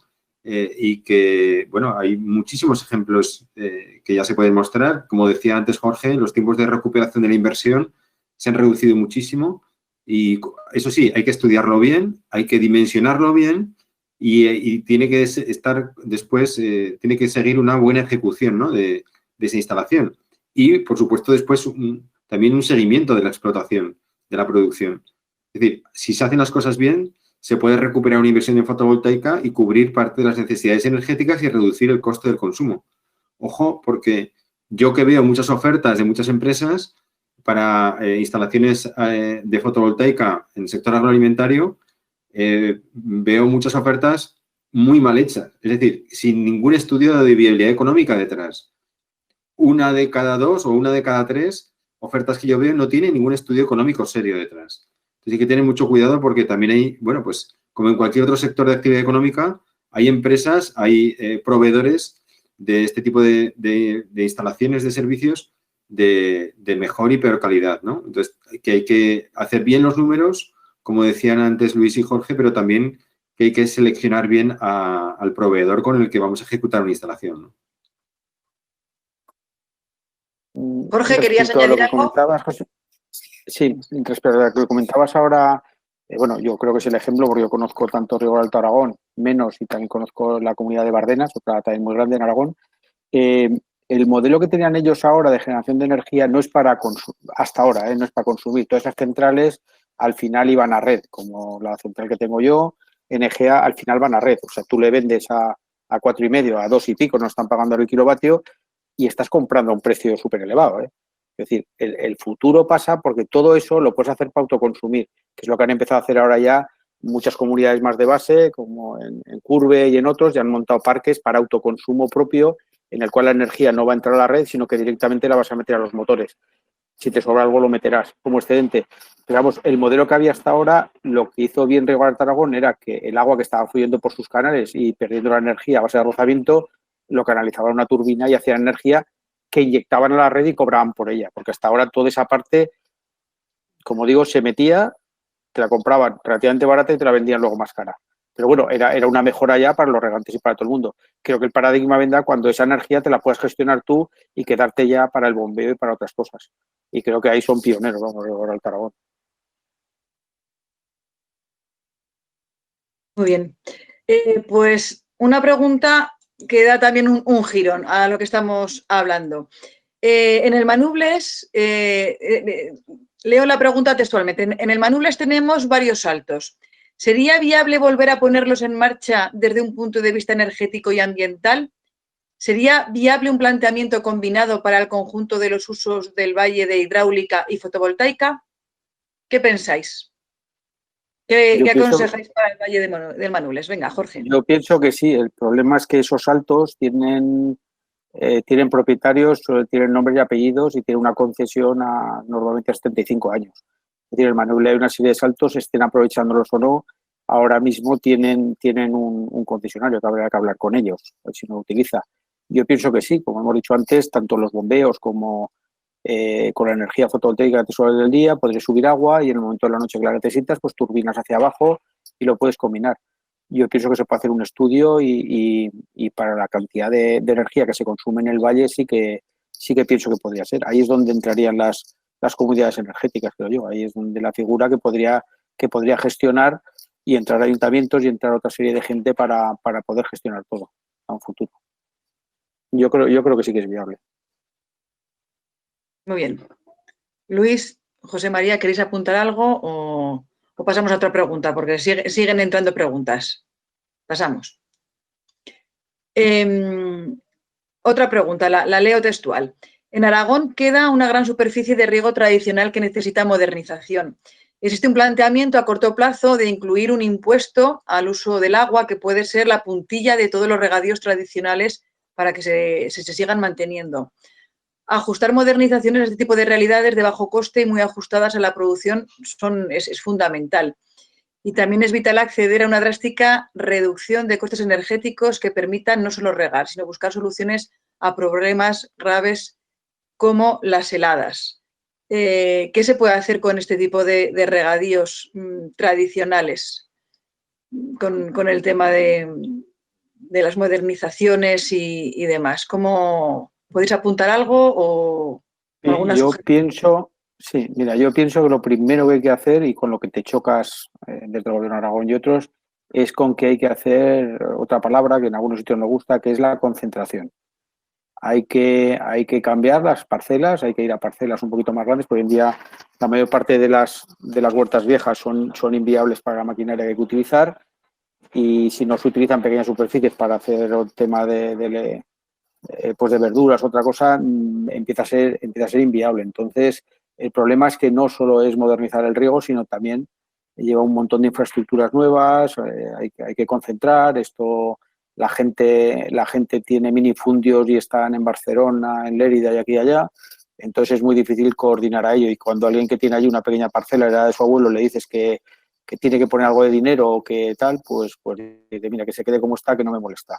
Y tampoco vende. Entonces es un tema muy complicado. Yo lo he vivido en mi pueblo, que es un pueblo grande, que es Pina, y está costando Dios y ayuda. Es decir, hay 800 hectáreas que necesitan hacer una concentración en parte de ellas.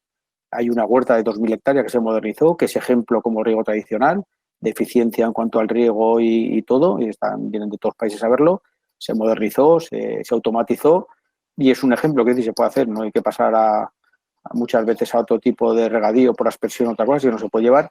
El problema es que tienen que dejar un año de producir, porque tienes que hacer la concentración, tienes que hacer las infraestructuras, tienes que hacer todo, y eso cuesta mucho porque quedan muy pocos agricultores y sobre todo que llevan tierras del resto, entonces la gente no quiere invertir. Muy bien, gracias. Una más genérica. ¿La energía renovable es sostenible ambientalmente teniendo en cuenta que parte de sus componentes son tierras raras? No es cierto que sean tierras raras. Hace unos años, aproximadamente el 0,5% del mercado eran paneles fotovoltaicos basados en una tecnología de teluro de cadmio, que el cadmio era muy contaminante. Hoy ya no existe. El 99% del mercado fotovoltaico mundial es tecnología de silicio cristalino, con células fotovoltaicas monocristalinas o multicristalinas. El silicio se extrae del óxido de silicio, que es la arena. Y para hacer el efecto fotovoltaico se hace un tratamiento sobre el silicio, que es ponerle una pequeña proporción para generar una unión PN, los que sepan de electrónica, para generar una unión PN, una parte se mete un muy pequeño porcentaje de impurezas de boro y de fósforo. Entonces, no tiene ese tipo de materiales contaminantes. Los estudios de ciclo de vida de los demostradores de riego fotovoltaico que hemos hecho en términos de energy payback, es decir, el periodo en retornar la energía que se empleó en fabricar los componentes del riego fotovoltaico, nos han salido, dependiendo del conjunto del sistema de riego fotovoltaico, si era uno a balsa, si era directo, nos salía entre 2 años y 5,5 años el tiempo en recuperar la energía que se utilizó en fabricarlo. Es decir, que si luego vive el sistema 25 años, a partir del año quinto, 5,5, en el caso peor de los demostradores que hemos hecho, es energía puramente renovable. Y en términos de carbon payback time, es decir, tiempo de recuperación del CO2 que se emitió para fabricar el sistema, tenemos entre 2 y 9 años, dependiendo del mix energético de cada país donde lo hicimos, ¿no? Entonces, no existen ya ni materiales pesados, ni tierras raras, nada en la tecnología fotovoltaica que se ha impuesto en el mercado, de la que está impuesta en el mercado, ¿eh? Luego a los investigadores nos gusta hablar de otras tecnologías que son las que salen en los periódicos, pero que no tienen ninguna presencia en el mercado. No hay ningún peligro de eso. Es cierto que queda, una vez que vayan terminando la vida útil de todos los paneles fotovoltaicos que se están poniendo ahora, los fabricantes los garantizan por 25 años. Su potencia la garantizan por 25 años. Habrá que establecer métodos rigurosos de reciclado de esos materiales, ¿no? De esos paneles. Pero eso es otra cosa, ¿no? Jorge, ¿quieres añadir algo? Micrófono. Que no te escuchamos. No, que en ese tema no entiendo tanto la técnica como entiende Luis, pero vamos, estoy totalmente de acuerdo. Lo que se ha impuesto es el silicio y, bueno, lo demás, hay noticias de perovskita, por ejemplo, que dicen ahora y tal, que no sé si es una tierra rara o no, pero vamos, son estudios, son tal y no en el mercado no incide como dice Luis. O sea, yo creo que es más a nivel de estudio y de pruebas que otra cosa. Muy bien. Otra pregunta así más genérica, por decirlo así, porque antes nos hemos concretado, nos hemos centrado mucho en el Manubles. ¿En qué posición está la energía eólica distribuida? ¿Sola o combinada con la fotovoltaica?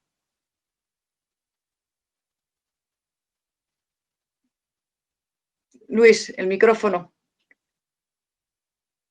Bien, no soy un experto en eólica, pero sí que he estudiado un poco sobre teoría de sistemas y cómo introducir innovaciones tecnológicas en sistemas de cualquier tipo. Pero de lo que estamos hablando hoy es en sistemas sociales. Bien, dice la teoría de sistemas que si tú quieres que una tecnología, que una innovación tecnológica sea aceptada por el sistema social, el grado de novedad que produce tiene que ser pequeño. Si el grado de novedad que produce es muy grande, el sistema social va a rechazar la innovación tecnológica. Esto es bien conocido. Sobre todo los que saben esto son los que saben de marketing. Bien. Si tomo ese principio, en la introducción de las energías renovables en sistemas sociales como el Manubles o como cualquier otro, se traduce en que introduce innovaciones tecnológicas, introduce sistemas renovables que impacten lo menos posible, que cambien lo menos posible, que tengan el grado de novedad menor posible. En ese sentido, yo siempre apuesto por ir a soluciones fiables, robustas, probadas, muy importante. Los agricultores o la España rural no es el lugar de probar juguetitos de investigadores. Hay que poner cosas fiables, robustas y probadas. Y eso normalmente equivale a sistemas simples, no complejos. Estoy tirando piedras contra mi propio tejado, porque la academia valora lo oscuro y lo complejo. Lo simple parece que lo sabe hacer cualquiera. Pues yo lo que digo es que los investigadores que queramos impactar sobre la realidad, que se olviden de lo complejo y de lo oscuro. Lo probado, lo simple, lo robusto. En ese sentido, si yo tengo que elegir entre fotovoltaico o una cosa híbrida fotovoltaica o eólica, yo elijo fotovoltaico porque es más simple. También diría lo mismo, si tengo que elegir entre solo eólica o combinarla con otras cosas, yo elijo lo más simple, siempre, siempre. Es menos atractivo, pero va a funcionar bien. Muy bien, gracias. Sí. José María, ¿quieres añadir? Adelante. Sí, yo quería añadir que, estando de acuerdo con Luis, yo también apuesto por las soluciones que sean técnicamente asequibles y que económicamente sean viables, ¿no? Como explicaba antes, que incluso pues, buscando que además tengan una ejecución correcta, buenos proveedores, es decir, garantizar todo el proceso, ¿no? Sin embargo, yo diría que en el caso de la eólica distribuida, hay ejemplos en otros países donde yo he tenido la suerte de vivir una temporada en Holanda y allí hay granjas que tienen su aerogenerador. Y, bueno, es decir, la tecnología les funciona, ¿no?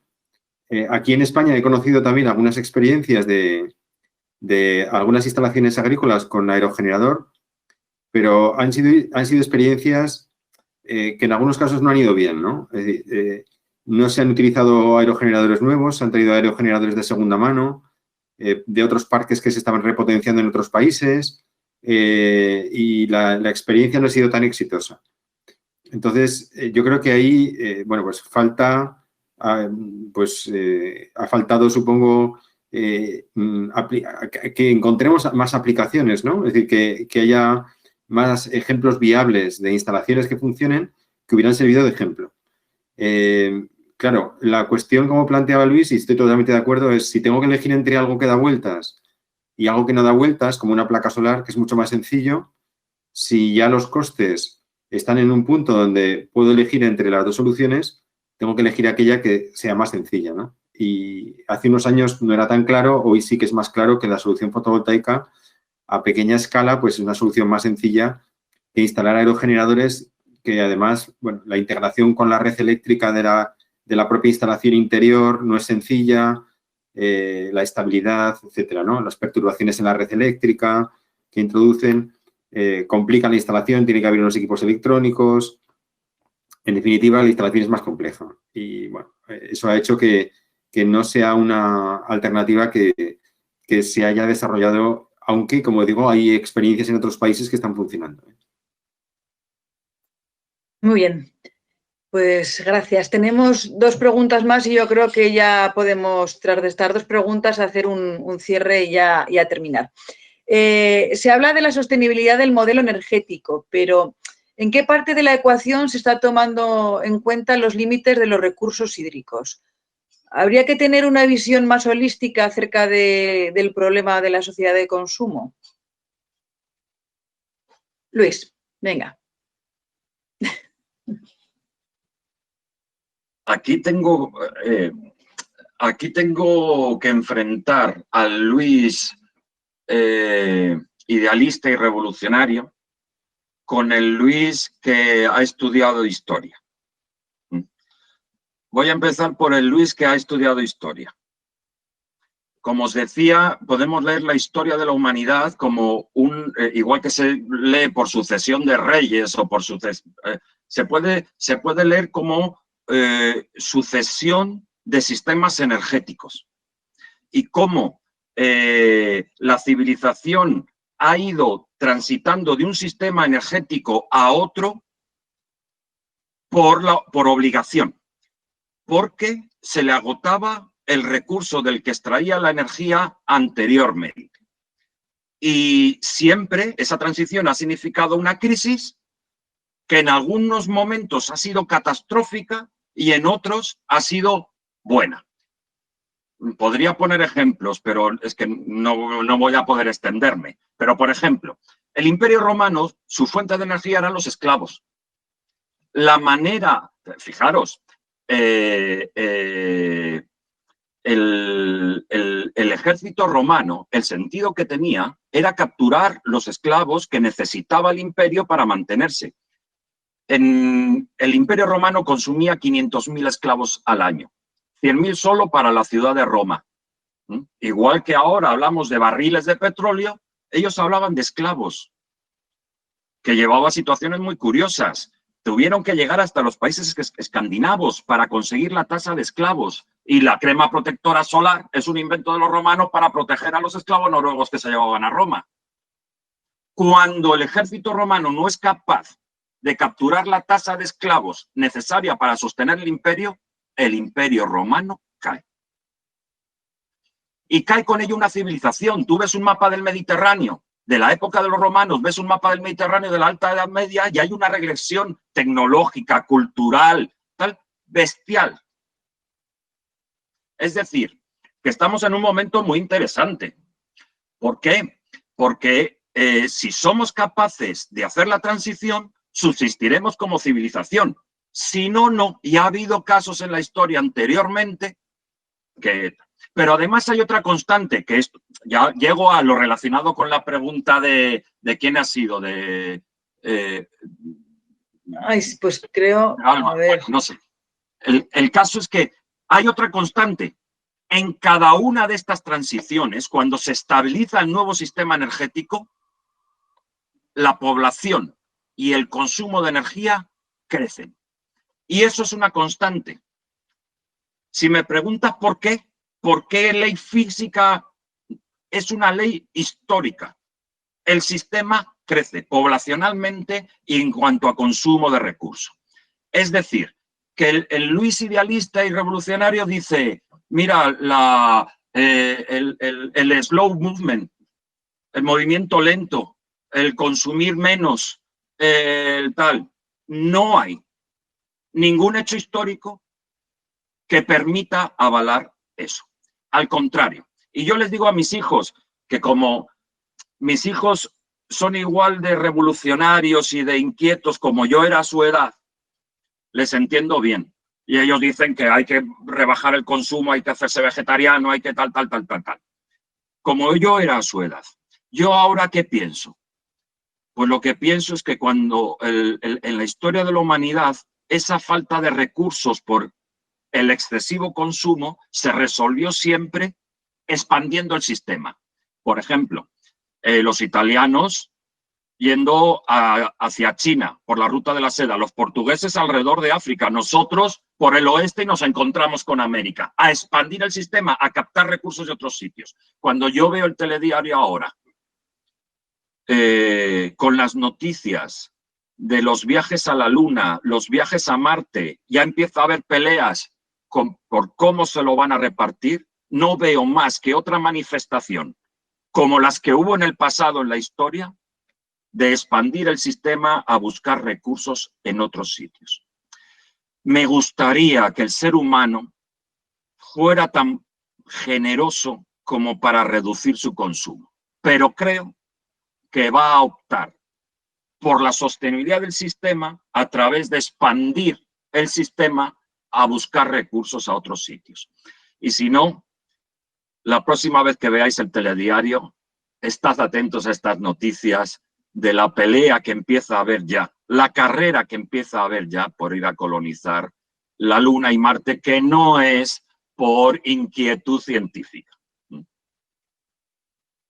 Gracias, Luis. José María, Jorge, el límite de los recursos hídricos, una visión más holística para los problemas de la sociedad de consumo.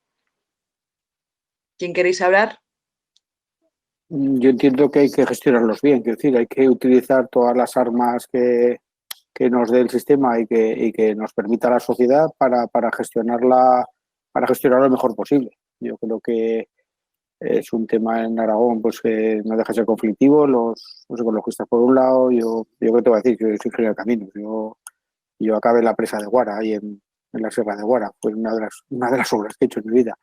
Entonces, yo creo que hay que gestionarlo bien. Creo que un ejemplo, volvemos aquí, es de Alto Aragón, es decir, ha hecho balsas laterales, va haciendo otra serie de cosas, pide algún embalse que, bueno, pues por la sentencia no se va a hacer, pues bueno, pues habrá que darle la imaginación y el recurso que se tiene, gestionarlo cada vez mejor, creo yo. Muy bien, gracias. Bueno, pues ya voy a hacer una última pregunta y ya aprovechamos y hacemos el cierre porque esta última pregunta tiene integrada ya en sí el cierre.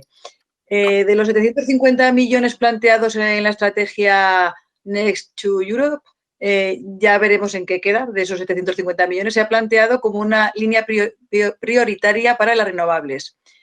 Esto será un riesgo, se aumentarán los precios, habrá falta de abastecimiento, un acaparamiento por las grandes compañías.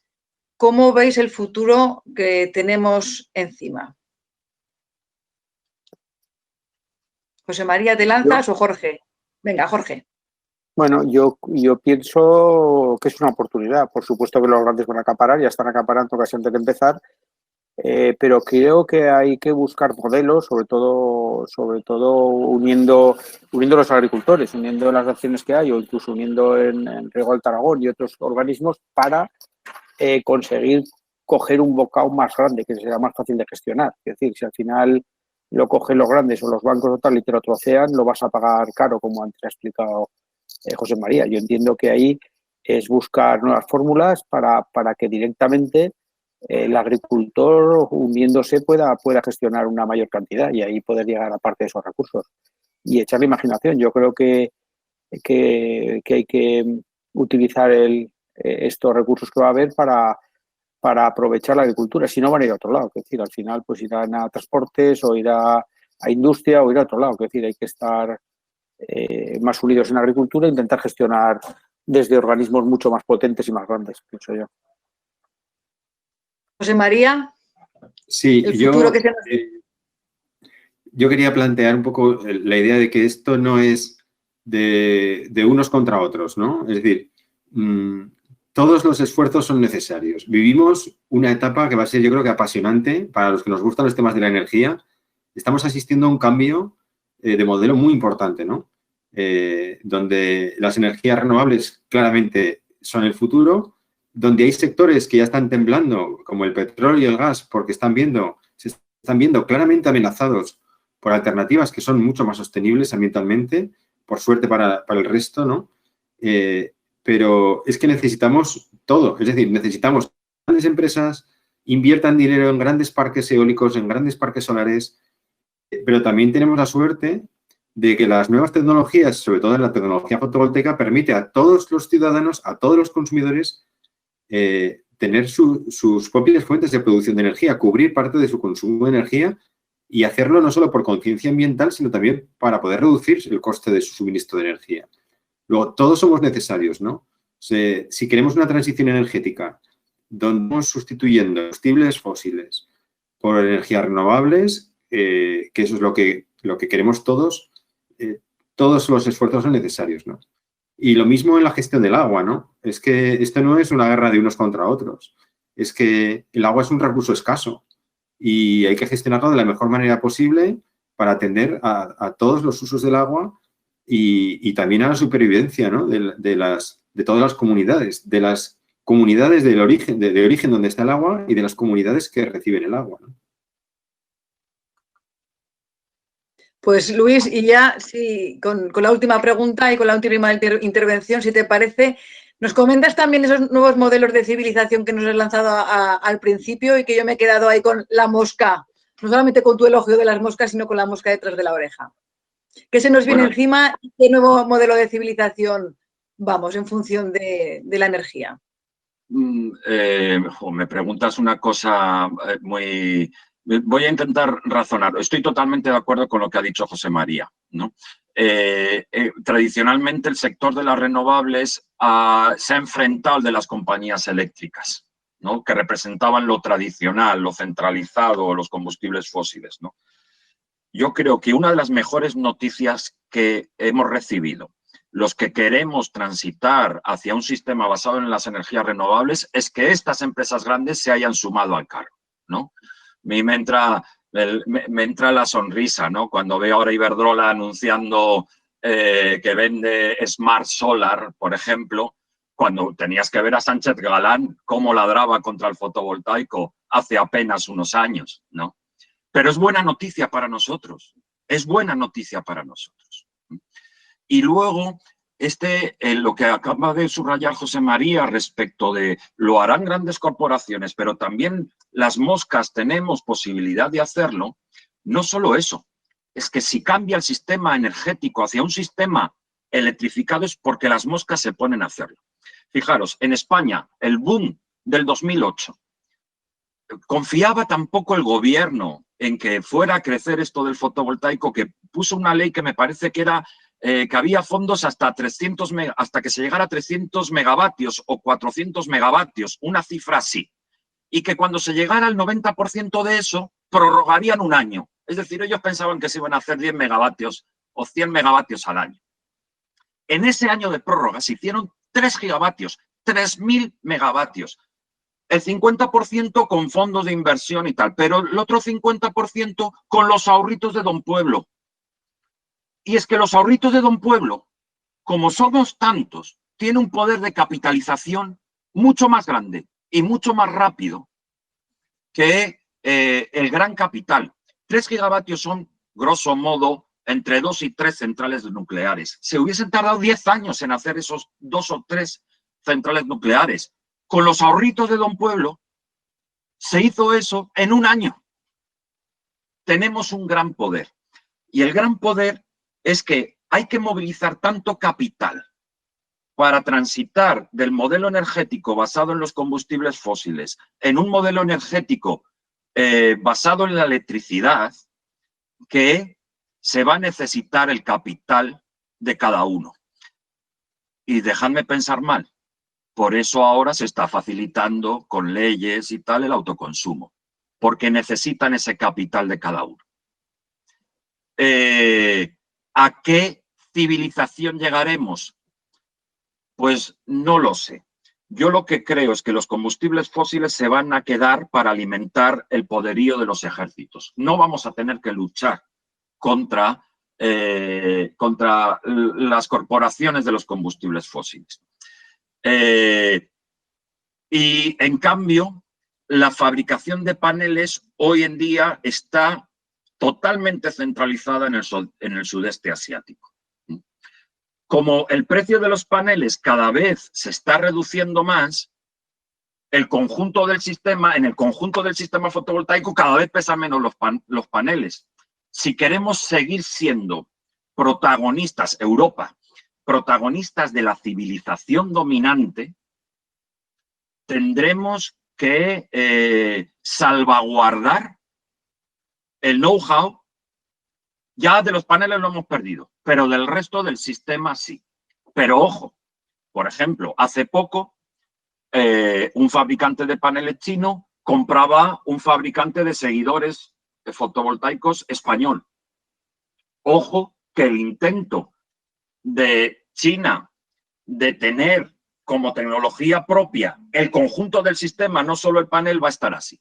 Si eso ocurre, yo creo que atenderemos hacia un desplazamiento de la civilización hacia ser liderada por el sudeste asiático, con la regresión que yo creo que eso podría suponer sobre lo que ha aportado Europa, que es los derechos de la persona. Ojalá el cambio de civilización asociado al sistema energético no sea ese. Pero me lo temo, Elisa. Todos los movimientos económicos llevan a que esa parte del mundo es la que tire en las próximas décadas del resto del mundo. Con lo cual, si 1 más 1, 2.